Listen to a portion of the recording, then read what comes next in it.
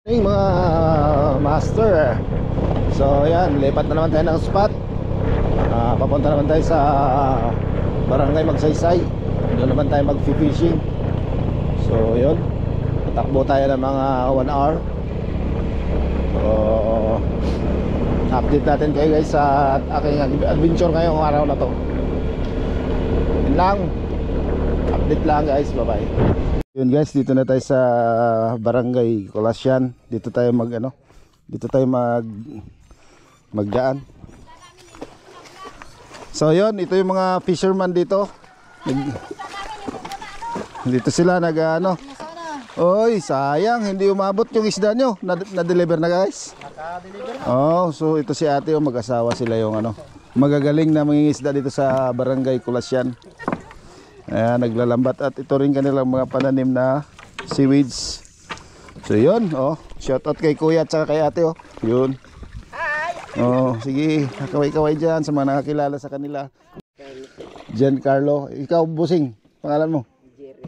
Si Jerry, yun. Ito, isakin natin yung fiber na bangka. Balo. Ito lang maputol. Ala. Putol.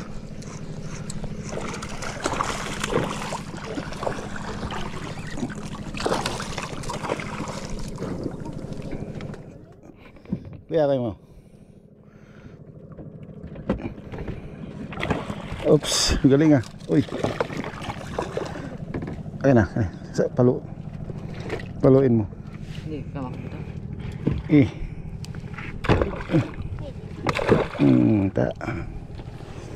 Ayun na.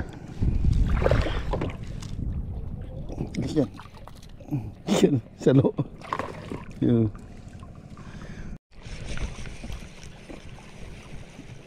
Bangka pa rin. Buah, sabi niya yan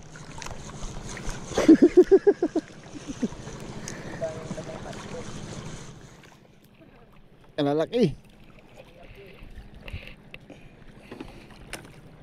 Paborito daw ito ng auntie nila. Galing natin. Dalawang tabangka na.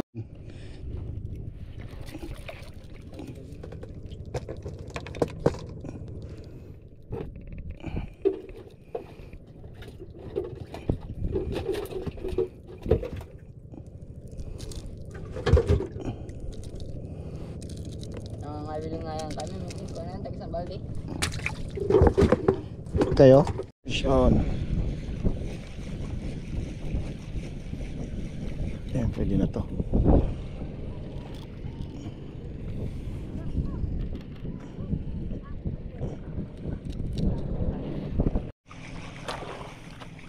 Sean.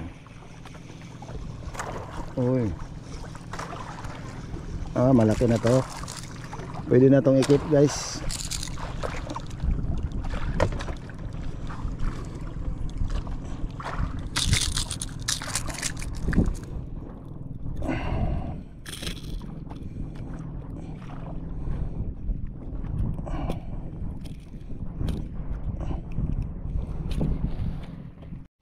Fish on.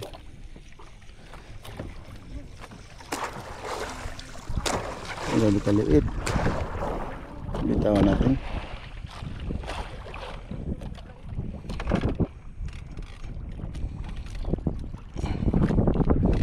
Bye. Guys, tapos na aming fishing. Ito pinapauwi na kami kasi magsisinsay pa ng lambat yung ating operator. At maraming salamat sa blessing at kahit pa paano meron tayong isdang nahuli. So update ko kayo guys pagka babakong at dalapag natin ang ating mga munting huli. Ang dami sa labay kuya Ingat ha, kay masakit yan. Dami na sa labay. Ingat tayo guys mga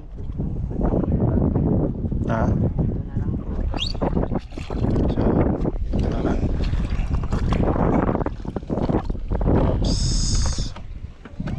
Pag may isda dito yung huli natin sa loob ng 2 oras na fishing. Nakuli tayo ng needle fish tsaka itong mga maliliit. Yan lang. Maraming salamat guys. Ito yung huli natin guys. Yan o.